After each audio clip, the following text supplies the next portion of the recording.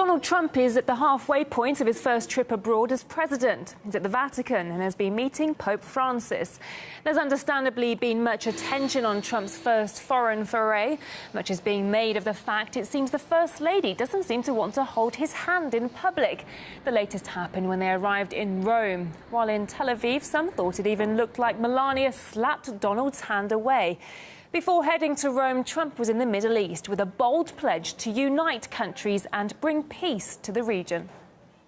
They say that we must choose between supporting Israel and supporting Arab and Muslim nations in the region. That is completely wrong. The Middle East is not exactly the safest place in the world lately. You've got Sunnis versus Shias. You've got Palestinians versus Israelis. They aren't the best of friends. An old cowboy might sum up the mood saying, "This town just isn't big enough for the three of us."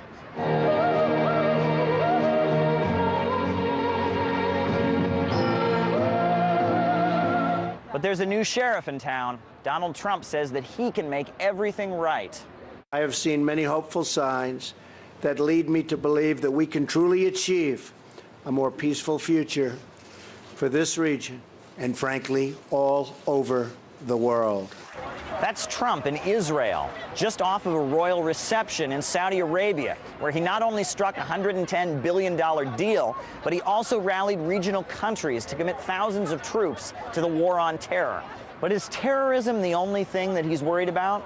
But no discussion of stamping out this threat would be complete without mentioning the government that gives terrorists safe harbor, financial backing.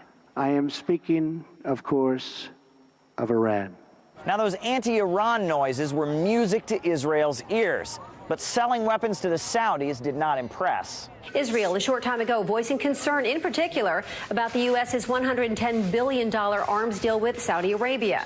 A senior Israeli cabinet minister says it is crucial that Israel maintain its military edge over its Arab neighbors. So how do we get the Israelis to be good to each other? Perhaps by making Iran the bad and the ugly. For decades, Iran has fueled the fires of sectarian conflict and terror, threatening the region and causing so much violence. All nations of conscience must work together to isolate Iran. There is a growing realization among your Arab neighbors that they have common cause with you in the threat posed by Iran, and it is indeed a threat. There's no question about that.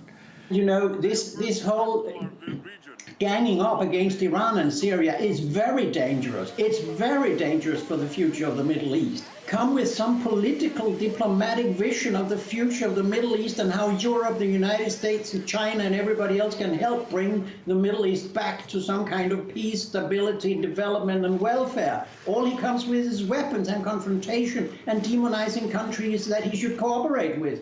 So let's see if that simple idea will help Sheriff Trump maintain law and order in the Middle East. Caleb Maupin, RT, Washington, D.C.